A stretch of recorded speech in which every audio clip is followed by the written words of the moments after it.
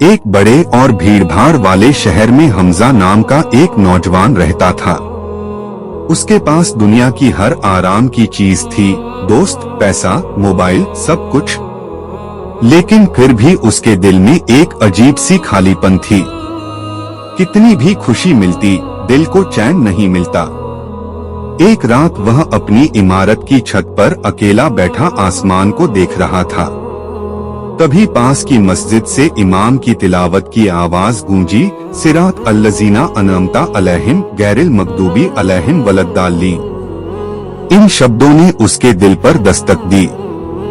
पहली बार उसने खुद से पूछा, मैं किस रास्ते पर चल रहा हूँ?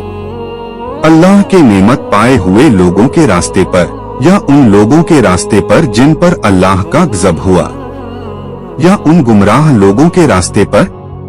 उस रात नींद उसकी आंखों से गायब हो गई। अगले दिन चलते चलते वह एक शांत गली में पहुंचा।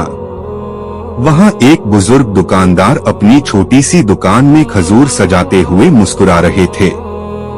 उनकी चेहरे पर अजीब सी सुकून था। हमजा ने पूछा, चाचा, आप इतना सुकून में कैसे रहते हैं? बुजुर्ग ने नरमी से कहा, बेटा, सुकून तब मिलता है जब इंसान अल्लाह के नेमत वाले रास्ते पर चलता है।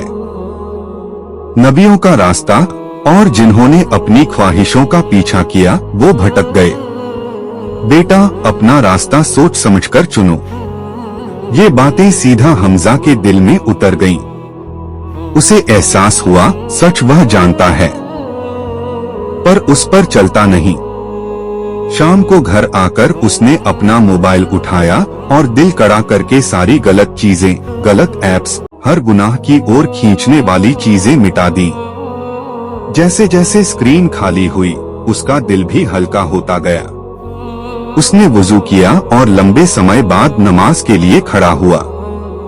जब उसने सूरह फातिहा पढ़ी और कहा, इहदिना सिरातल मुस्तकीम, हे अल्लाह, हमें सीधा रास्ता दिखा, उसकी आंखों से आंसू गिर पड़े, क्योंकि इस बार वह सच्चे दिल से मांग रहा था।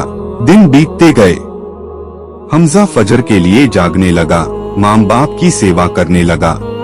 धीरे धीरे उसके दिल में ऐसी मिठास उतरने लगी जिसे उसने पहले कभी नहीं चखा था, हिदायत की मिठास। उसने मुस्कुराकर कहा, ए अल्लाह, मुझे नेमत पाए हुए लोगों के रास्ते पर कर दे।